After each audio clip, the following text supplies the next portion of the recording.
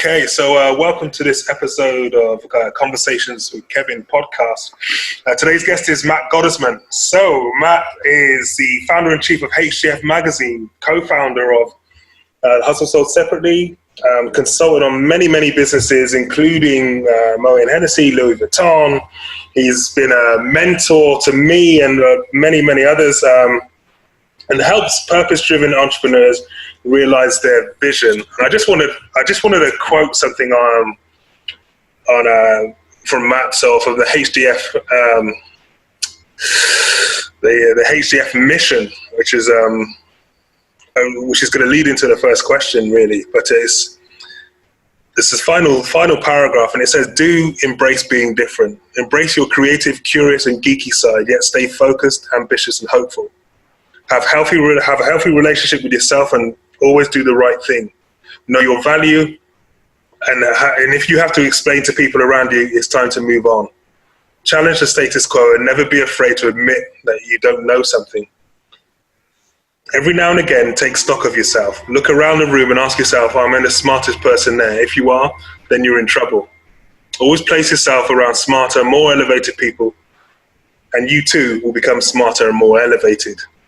See, that's dope. I love that, right? And one of the reasons I love that so much, and guys, if you see this, go and follow Matt on Facebook, and you'll see the full mission on there as well.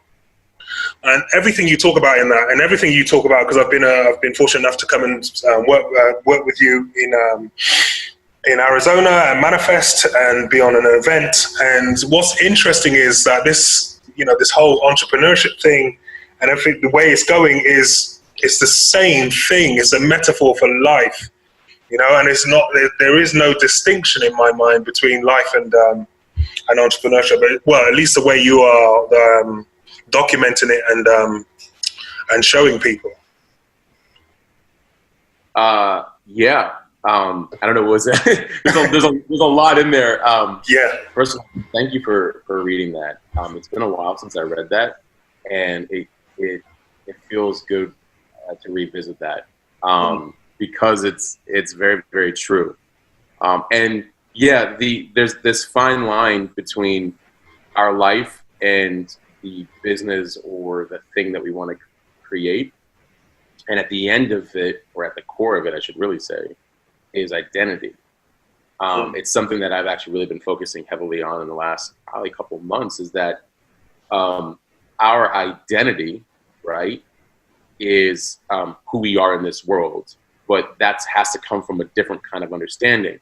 More often than not, people get job titles, or they get things and houses, and they keep up with the Joneses, or they start their companies because they want to be a CEO and an entrepreneur, and they want all these things to actually get their identity. But the actual part is that your identity is already, like, it's an inside job. You already technically know who you are. You just have to become more acquainted with it. And then once you do that, then all the work that you do will have greater impact, and actually it'll connect with the intended people much faster. Sure. I don't know if that really answered your question, but it was just something. No, it really does. It really does. And it's funny. I just think you say something else as well, which is quite interesting. It's like there is like a new movement almost, and I feel it too. And it's one of those things that is palpable. But I find it really difficult, at least, to articulate that what's going on. We just know. I mean, you cannot help but feel the world is shifting. Yeah. I think we're a bit more self-sufficient, and it's challenging the status quo, which is you say all the time, and it's just like, Jesus, can we just get out of this matrix or this system and do things that we really want to do? And this is what kind of what epitomizes living full is like living by the sign and not the fault, and life on your own terms, and creating a thing completely for you and not what society tells you, your parents or whatever, family, and the tribe that you've created very much do the same thing. I mean, could you talk on your own experience about this as well? About the shift that's going on? Yeah. It's such good timing. I was talking with an entrepreneur yesterday who He's doing very well.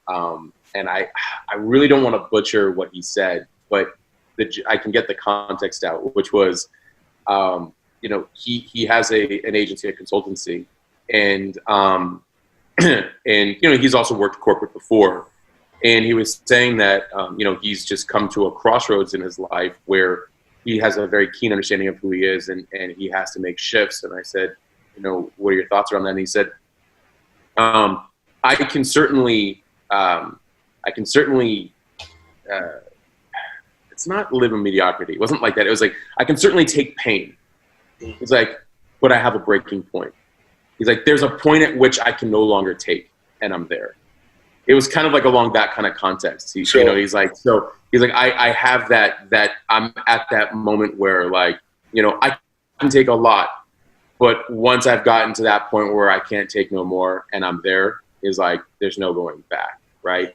A shift must be made, in other words, is kind of what he was saying. And I feel like a lot of people are experiencing around the world this kind of like, shit is broken. You know what I mean? Yeah, sure. Like, and if shit is broken, I can't keep pointing fingers because that doesn't seem to work, obviously. Obviously, we know that. So what am I going to do about it? What does my world in this world look like? And so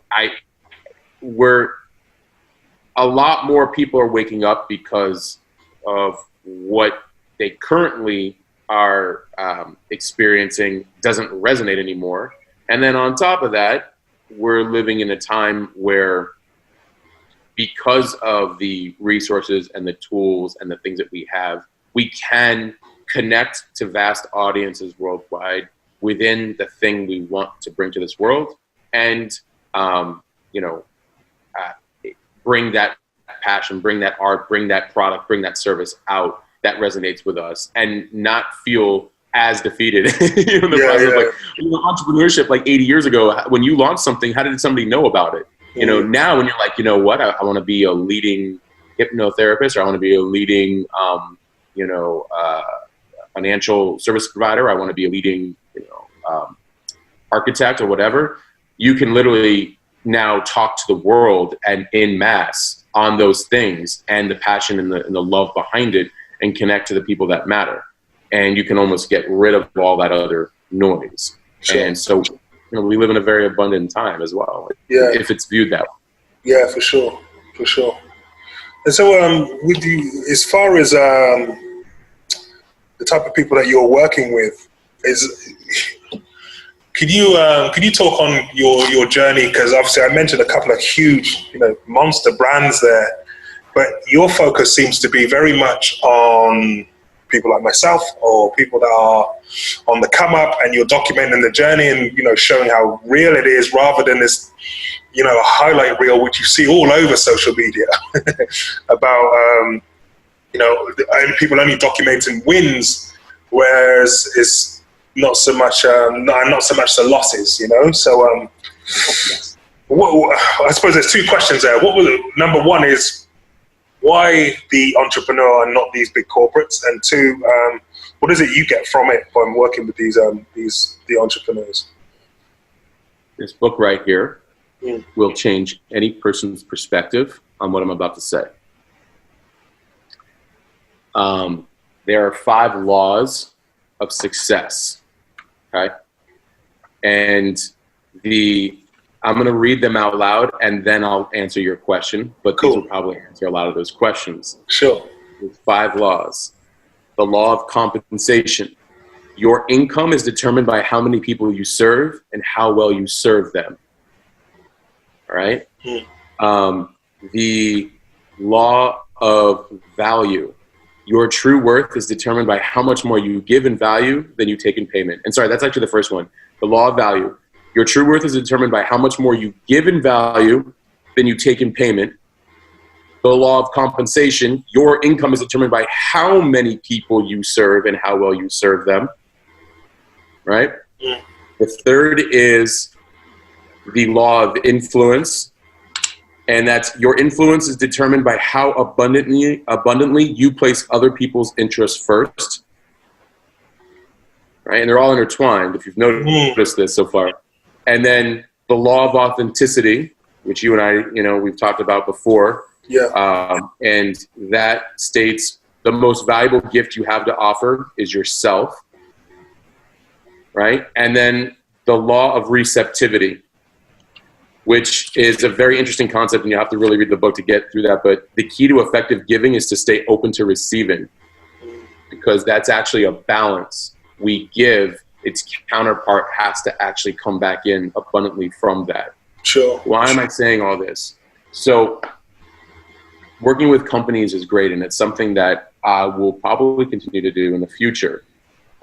Brands that are truly trying to change the world and connect with their audiences and do the things that they're doing is a beautiful thing.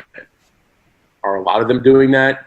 I think they're still going through their own dynamic changes in the business world. I think they're still trying to figure that out. And if you think about it, corporations have a lot of people that work for them. Even 20 or 30 people is still 20 or 30 souls that are like, who am I? Am I in the right position? Am I working at the right company? Do I want to be doing this? Oh, yeah, there's a lot of energy going on there that when I would work for some of these brands, some of the brands you mentioned, those were beautiful contracts. They were great. They didn't really need much more than just my digital know-how.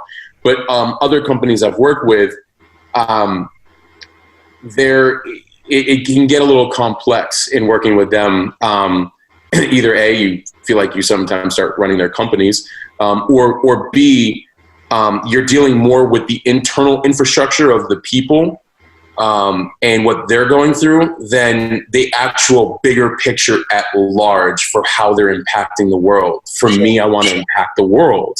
So how do I do that? Well, when you work with as a consultant for a company, yeah, there might be several people involved, but it's one company. Well, I'd rather serve in mass.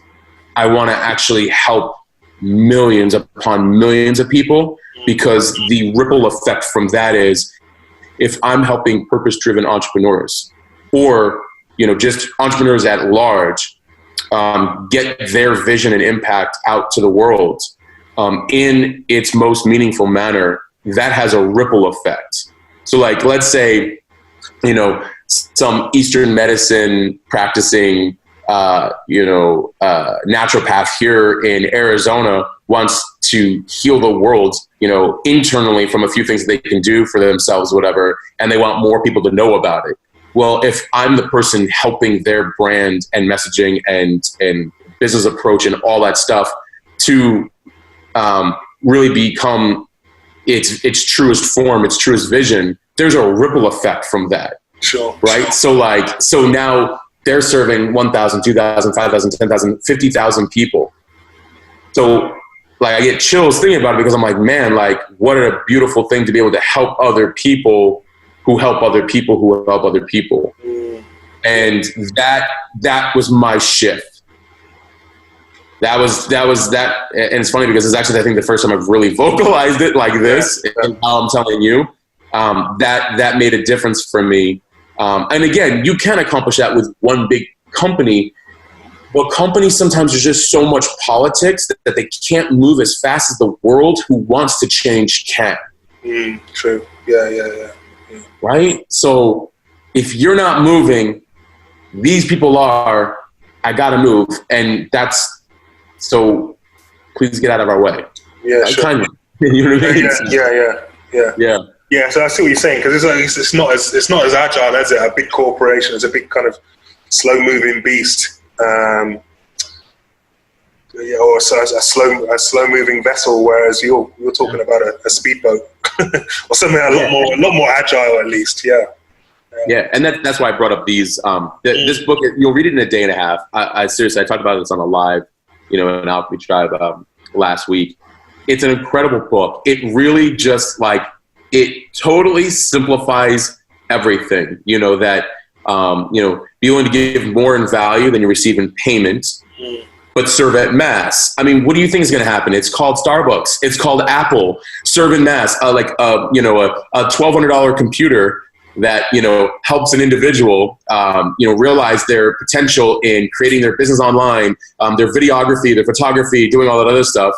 A $1,200 computer times millions of buyers. You know what I'm saying? Now, obviously, $1,200 to somebody people, it's like, oh my God, but like, okay, Starbucks, a $4 cup of coffee that makes them feel really, really good for the day. You know, it is, you know, but they want to serve coffee en masse to like human beings worldwide. Cool. Like give more in value than you receive in payment. And then, you know, exponentially, I think from there, you can do way, way, way more. So yeah, so that's the shift for me. Sure. Yeah. It's interesting. I wanted to touch on something you said about this ripple effect as well. And then sometimes there's no algorithm or metric in the world that sometimes can touch or capture the true number of the people that you affect. A good friend of ours, Gabby, did some work with her last week, I think it was, and or maybe Monday, whatever. But we were talking about how sometimes people don't even see or engage or interact with the content that you're putting out, but that doesn't mean they're consuming it, having an effect, or talking about it and having an effect on the people that they share that with, or have a small shift or whatever. And again, that ripple effect is massive. It's a lot bigger than we actually think it is, you know, because there is no data for that. Right. That's a good point. There's no data for sometimes the ripple effect, except for what time will produce. Sure.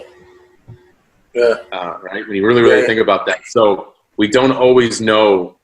Well, we know signals in the interim when somebody reaches out, a follower, a fan, or a person that says, hey, this really hit me today. Thank you.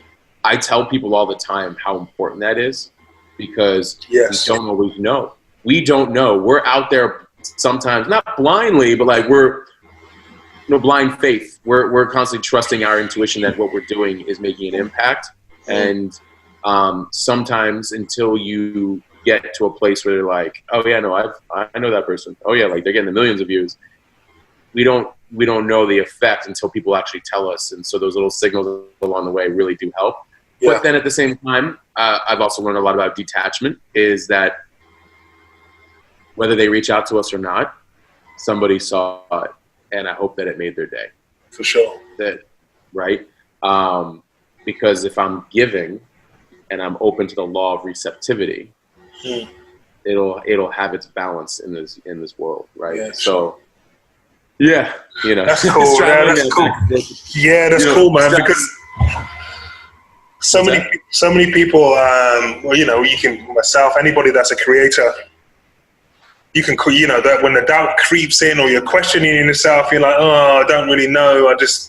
I'm not putting out. Then the focus, and like you said about detachments just then, the focus is back on you and how you're feeling about something, where it should be on the other person, or the person that you're looking to touch. And it's like you said something about faith, and it is having faith in whatever your message is or whatever it is that you're looking to put out is going to affect that person or somebody in a positive manner. So regardless of the haters, regardless of how you're feeling, if you keep that faith, then it's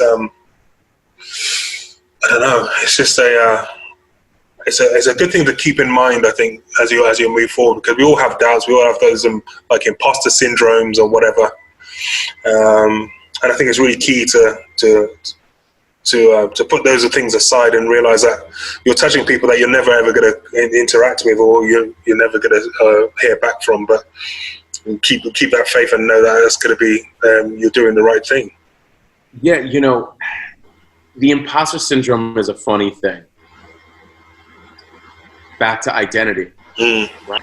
See how much of what we do is related to here and here, right? Or here and here, the mind and the heart. But identity, right?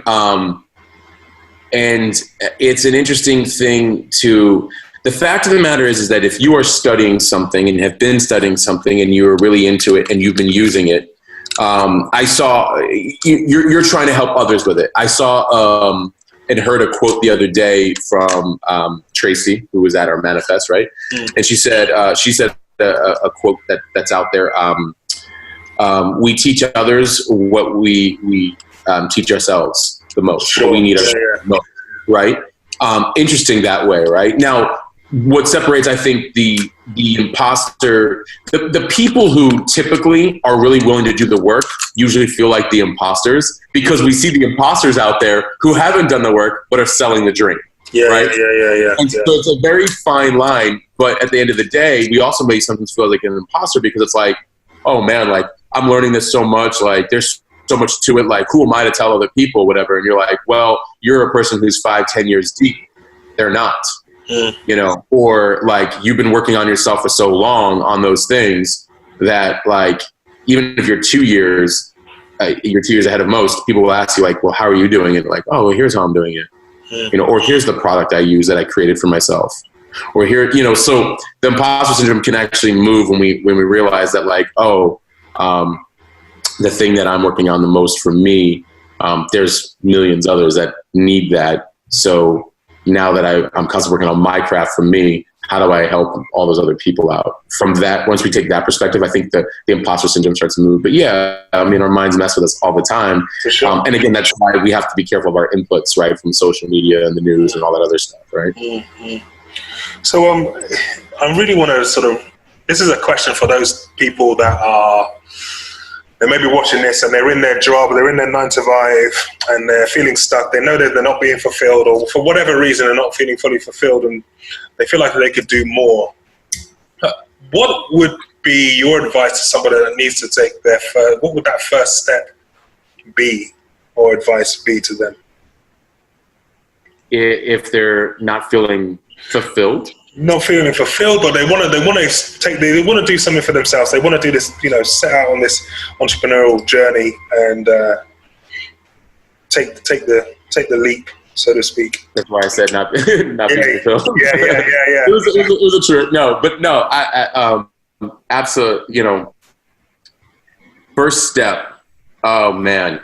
Let me start by saying that there's no right first step. There's probably a lot of different right first steps, because everybody's different, right? And a lot of people out there diagnose the like leap and everything will come and you'll figure it out along the way, like all this stuff. I basically implore people to really think about their natural curiosities. And here's what I mean by that. Before you do anything drastic, ask yourself, like, what do I want? Like, what feels good? What's my natural curiosity? What just feels good to me? Don't worry about how that looks.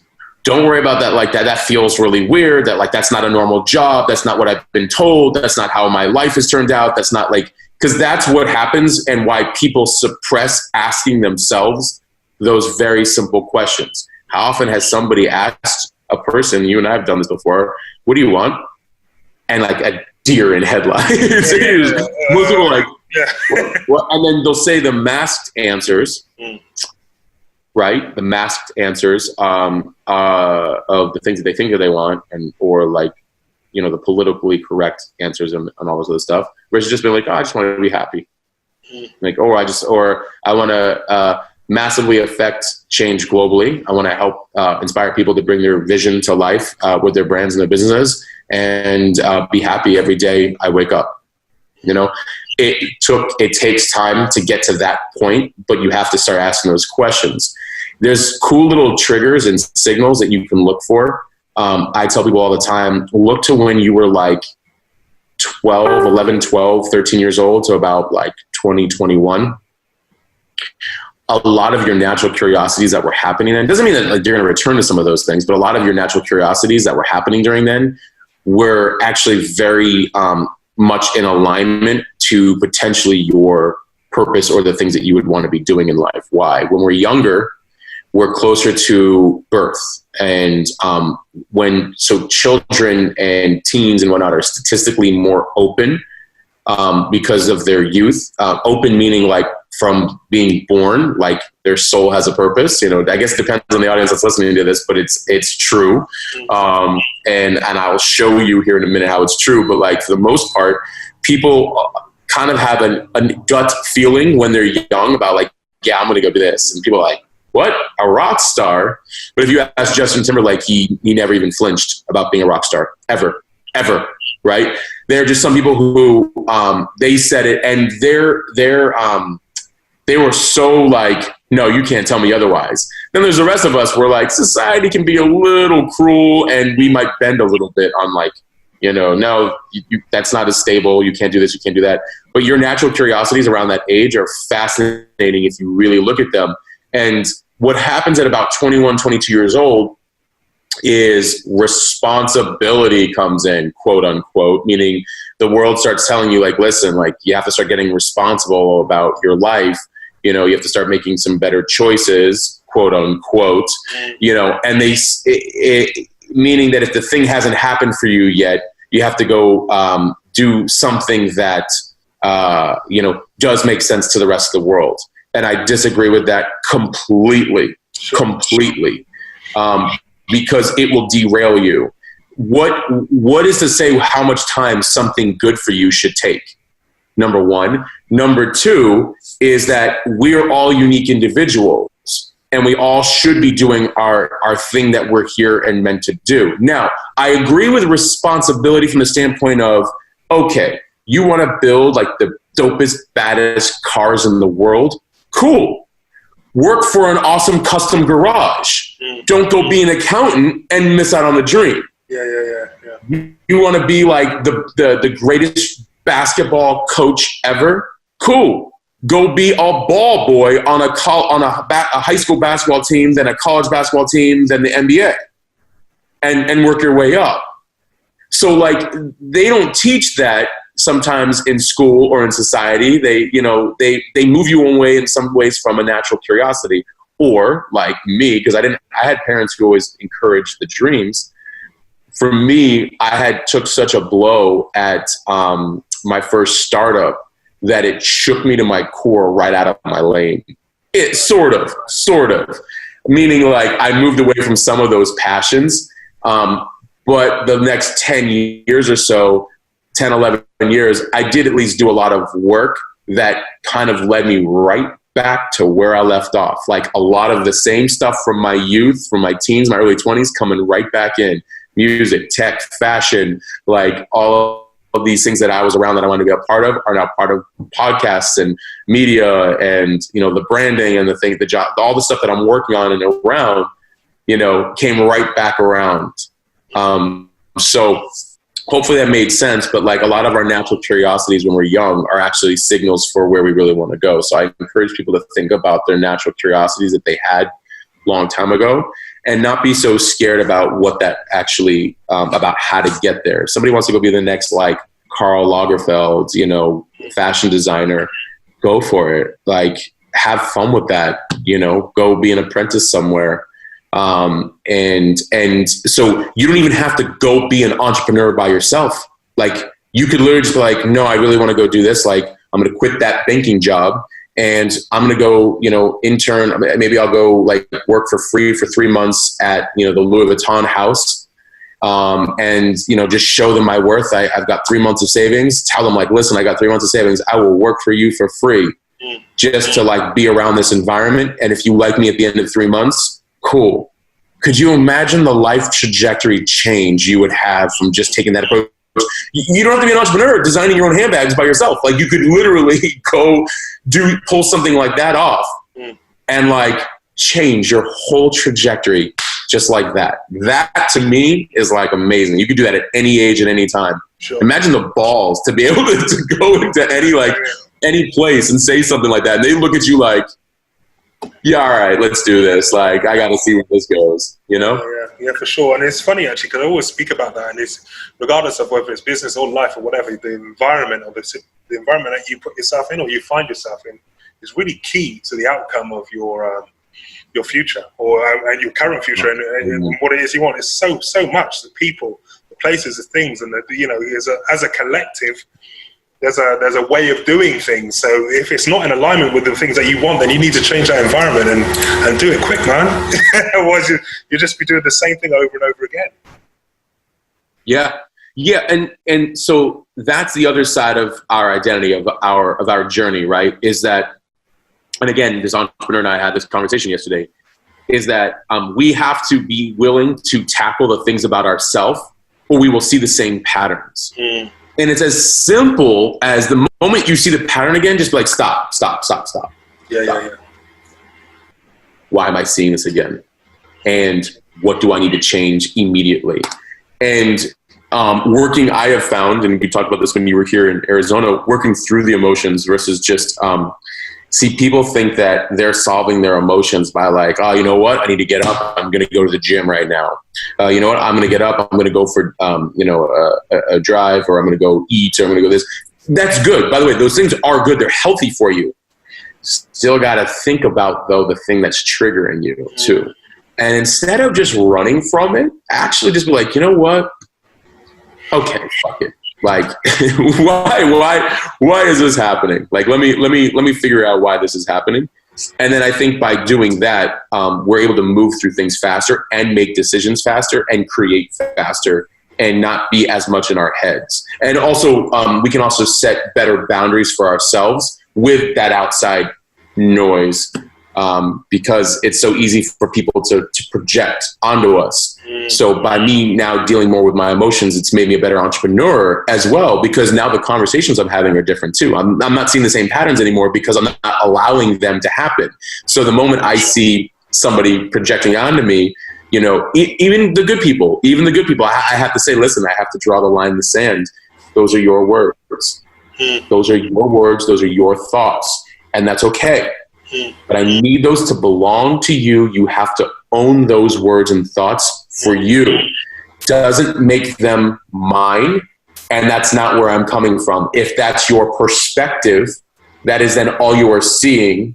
But you have to own that you said that, not me. I just want to make that clear. So like, I'm able to now start having more of those kind of conversations with people, and they kind of go like, okay, you know what I mean? So yeah, that's true. That's so true. It's funny. I was having this conversation. I think I put it on my story today, on my Insta story, and it's about recognizing patterns and working out what where you're going with things. And I think sometimes you can be so stuck in the emotional response first and foremost, and then the second time around, you might be, this has happened again. I've been here, but this is like Groundhog Day.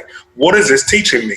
What do you know? And then get curious about it, and rather than try and resist or be emotional or resistant, if you can then just observe it and look for the questions that will give you some sort of insight or some sort of gift as to how to change this pattern, then you've transcended the thing that you were already, your environment, the thing that you're in. You're looking at it from a higher perspective. So therefore, it can't affect you anymore.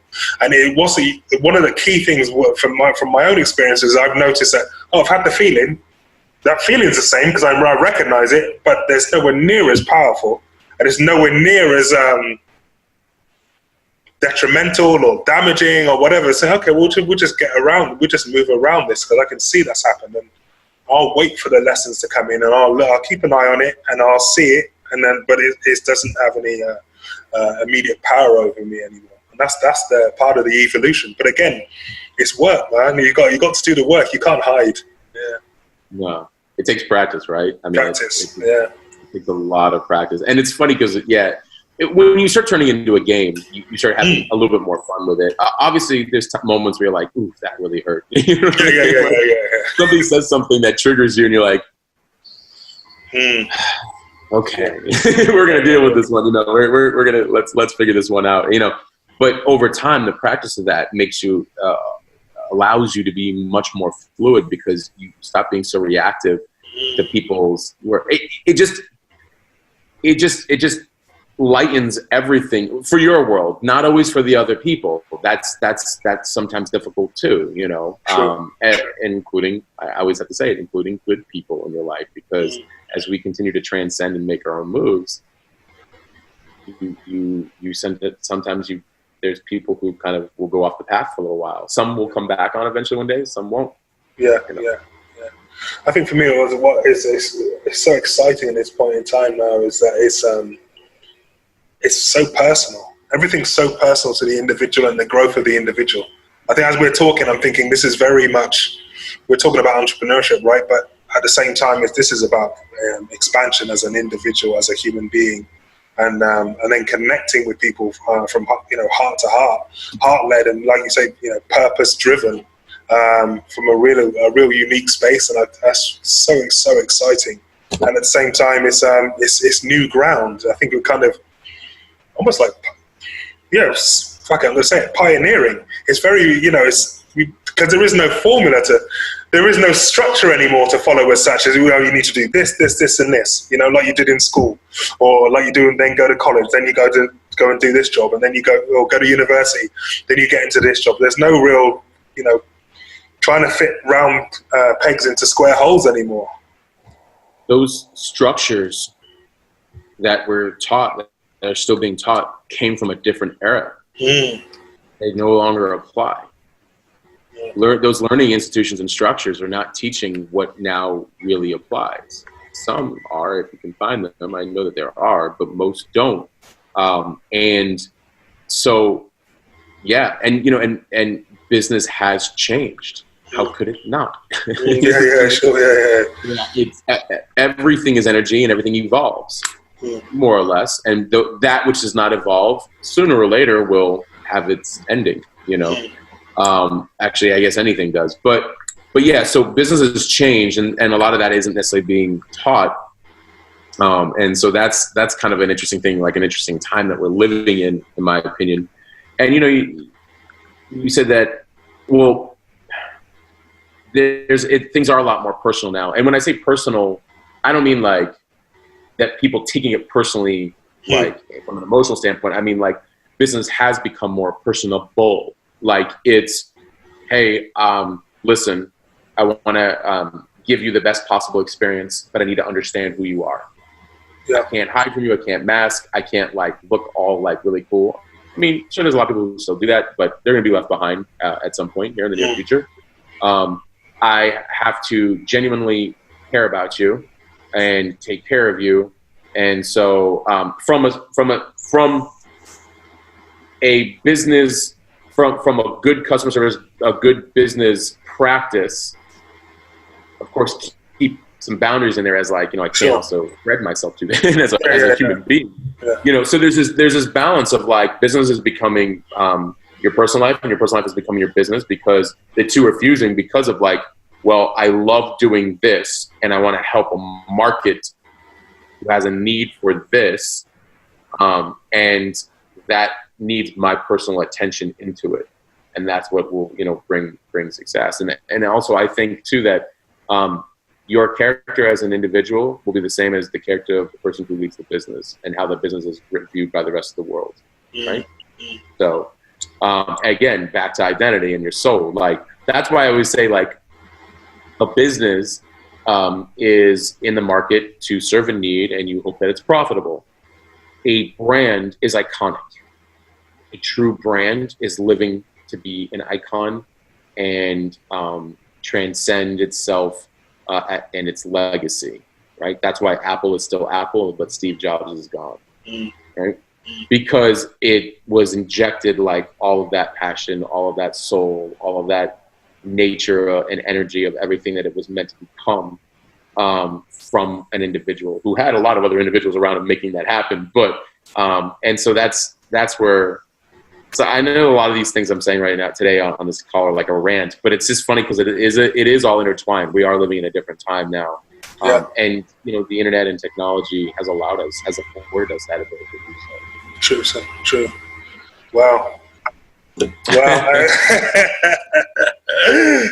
it's like, again, I knew it was going to be another good one, but wow, I don't even know what to say. Yeah. Well, I mean, it's entrepreneurship has such an interesting reputation, and you hear a lot of the greats out there right now who say like, entrepreneur, like it's a saturated word, and it's this. What I agree with about that is that I think it's just because we're living in a time where more people are waking up and being like, okay, enough. Even if I start this as a side hustle, what do I love to do? Because the old school shit that used to kind of sedate me from the crap that I'm doing that I don't like isn't working anymore. Yeah. So what does a side hustle or hobby over here look like? and they start building on it and doing it, and they start to notice a paradigm shift. They go to work and they feel like shit. They come home and they work on this and they're like, it's a new drug. Sure. It's the new drug. It's a good drug. Because they're like, this feels good. And then they start to notice the difference in their life, that when they do this, they feel healthier, their relationships are stronger, their communication is better. Like, all this stuff is happening that they're like, something isn't working over here. Now, I'm not then imploring people that then you have to say, okay, the side hustle may not be ready yet. Please jump ship from your responsibilities. I'm not necessarily saying that. I'm just saying that you can alter things based on understanding that when you realize what feels good, you just want to do more. Feels good from an energetic level and a, you know, integrity driven level, not like a desire level. You know what I'm saying? Like, very big distinction, you know, from like your soul's level. It just feels good. Then you can alter the other areas of your life to help accommodate that, even if it's not jumping ship from working a job. You can just work a different job that accommodates this feeling and nurtures it. You said it earlier. It's environments. Everything is environments. Everything. Period. End of story. If you're by yourself, that's not a good environment. You need the right people around you for sure. And that is everything, from the people you work out with, to the people you have conversations with, to the people you go out with, to the people you work with. Everything is environments. And I'm going to tell you right now, you'll either be stalled many, many years, or elevated and accelerated many, many years early, depending on your environments. Like, it's everything. It's you know. I'm so glad, because as we were talking, I thought, oh, don't forget to ask him about community. and that's why, and it's so key. And I just wanted to talk on, like, I remember having this conversation with my mum, who's now 76. And she's from Barbados, and at the time in the country, and she was telling me about, you'd have one guy who was the butcher, and he would go in whenever there was an animal to slaughter, you'd take him to him, or he'd slaughter, and then everybody would get something. The same with the vegetables. My gran was the seamstress, so people used to go to her for like dresses and other bits and pieces for school and whatever. And it feels like, you know, this was an era, this is still kind of, well, I suppose when my mum was growing up, it was still part of the industrial age, but it probably hadn't reached that out there yet. But it feels like we're going back that way. And it's funny, when I go back there now, even as the grandson, there's a feeling like I don't even know who these people are. And the love that these people give me, for me, because how's your mom and whatever, she's not gone there, you know, sending my regards. It is just wow, the level of safety, the words like safety, love, compassion, and genuine, authentic interest in your well-being is just unparalleled. And I just wanted to, you know, you're a big advocate of communities also, but in as far as what you've created with Alchemy Tribe and everything else, I just wondered if you could I could hear your take on communities, you know, now and also going into the future. You know I'm going to go on a tear on this one. Let's finish strong, brother. Let's finish strong. Right. Community is everything. It really is. It's actually also part of one of my upcoming launches. In kind of helping brands, I'm actually, a big component of it is actually the infrastructure of a community. I came to that conclusion from a lot of the stuff that we've done together, and then that I've just done over the last couple of years. And even, you know, a gentleman we had on our podcast the other day, they're growing a vast tech app solely by including their audience 100% of the way. They literally have created, it's called Headliner app. Please look into them for your videos. If you want to make, turn your audio and all this stuff into like videos with closed captions and things like that, cool. And waves and all that stuff. It's a free app. They have other ways that they make money, but it's a free app. And they actually include their user base the entire way through. They even have a Trello board that they're all invited to go into and put like, so Trello is like a, you know, a task tracking, really cool platform for any of your listeners that are curious.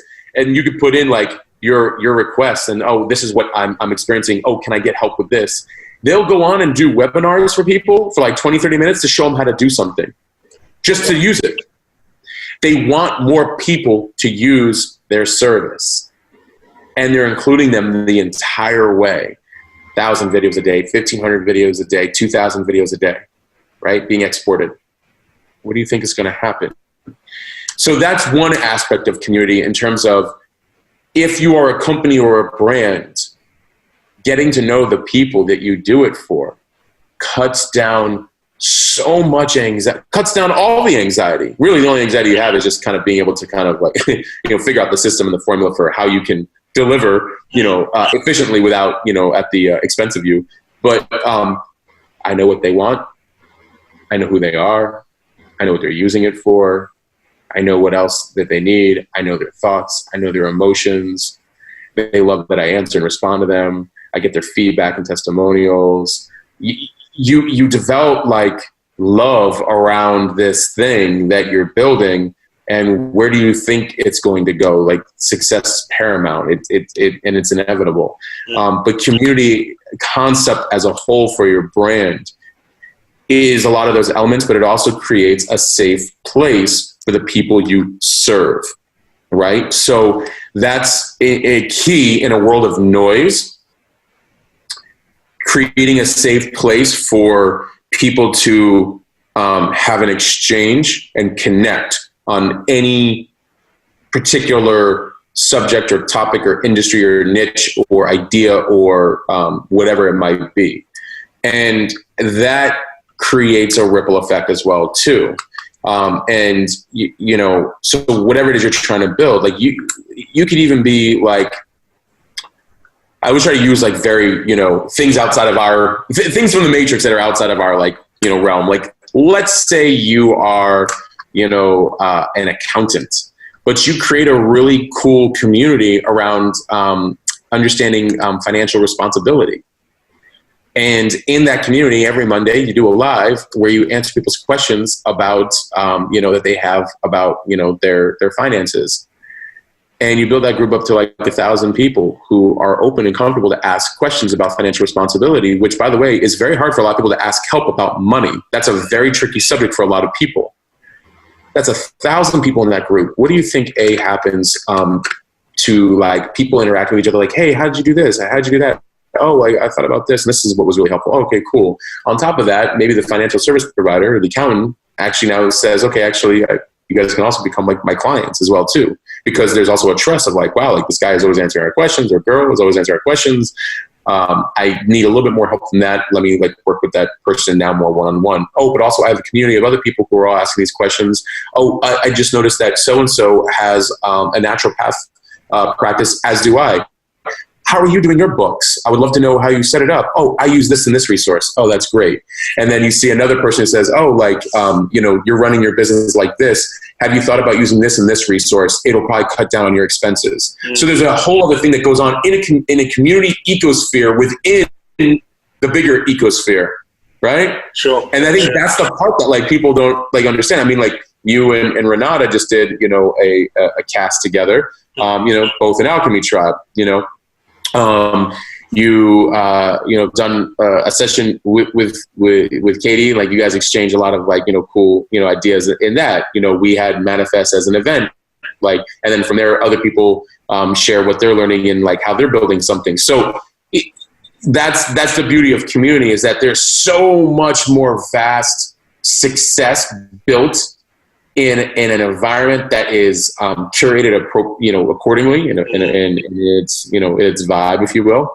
Although that there is a lot of responsibility there, and it does take time. So, as you know, but yeah, so community like can literally solve most you know issues or you know things that you're looking to expand on in a healthy environment. You know, business expansion, awareness to what you're doing, practicing your things for your, whatever it is you're building and creating, connection, communication, like everything. And I say most of the work because we still have to do our internal work too. Because we always have to keep in mind that in a community setting, are we also attempting to bring our best self too? Because there's more than one involved. So I think that that's also like it's not just I'm going to go into a community and, I'm going to take. You can't. And you also have to be cognizant of how you interact with it in a community. And I'll give you something that not even this person even knows, that nobody actually even knows, nobody even saw us. I recently got rid of somebody from the group. Nobody knows. I don't even think this individual even knows that this individual was removed. I saw a few comments that I didn't like. They weren't drastic, but they were negative. And I can't have you affect people who are working on themselves just because you're having a bad day, And this has happened multiple times, so you're gone. Yeah. It's not to say every case is taken that way, because it's not. Sometimes you want to reach out and be like, hey, is everything okay? But this individual in general, there was a couple of times proposed hey, everything okay? Is it that? And then the answers where they were almost a little too negative. And I'm like, you'll always be welcome back. But at the same time, I need you to go work on that, because this community is being very open about some things, and you can't use some of that language. It was very small. But it was negative and not appropriate. While people are kind of pouring out hey, I'm trying to figure this out, or hey, this is what I'm working on. You can't you have to know who are you bringing to the table as a person into a community, just the same as what are you getting out of it. Sure. Right? Yeah, for sure. That's my rant on business and on supporting environments. But there's so much power that comes out of those communities as well. And like you say, protecting it is very key as well. Yeah. Yeah. Well, yeah.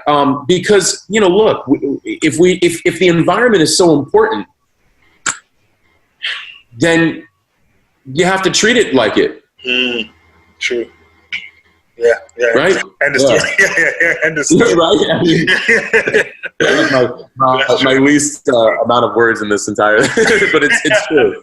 That's true. True. If if environment is as important as it is, then we have to treat it as such. Cool. No, that's cool. Yeah. Matt, thank you so much, brother. Thanks so much for your time. That was awesome as always. Really enjoyed that. And just quickly, where can people reach you? Where's the best place to get hold of you? Yeah, absolutely. So a few places to interact. Obviously on Instagram, there's HDF Magazine, and at Matt Gottesman. I love the personal brand on Matt Gottesman because, even more ways to interact. And then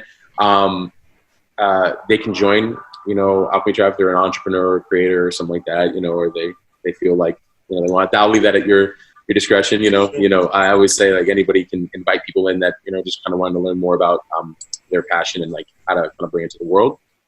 MattGottesman.com, which is relaunching here in about a week or so. Awesome. Yeah. And or through you, they can ping you, and sure. I'm pretty accessible, but if they want to ping through you, that'd be great. Yeah, very much so. Thank you very much, Matt, for your time. And you just, like I say before, you just do some great things and open your eyes. And when anybody who is watching this and wants to understand what community looks like, or how you create a tribe, or the kind of impact a tribe can have, then I would definitely advise you to check out HDF Magazine or join the Alchemy Tribe as well if you're a creator, and see what's going on and see the conversations and the level of self-awareness, I would say, and purpose-driven people that are in that community as well. So they are. It's a very, very unique space to be in. I'm very grateful for that, and grateful for all the interactions that I get to have with Matt as well. And as I say, he is a very accessible guy. I know he's working on some boundaries around that, but he will come back to it at some point. So which is equally that's very commendable, and it's quite unheard of as well, because you see some of these people have self-proclaimed superstar status. Bless them. But Matt is not that way at all. If he can help you, he definitely will. So feel free to reach out. Don't feel like you don't have to, or you can't. He's not like he's up on this pedestal, because he's a very inclusive leader. Caveat, Matt.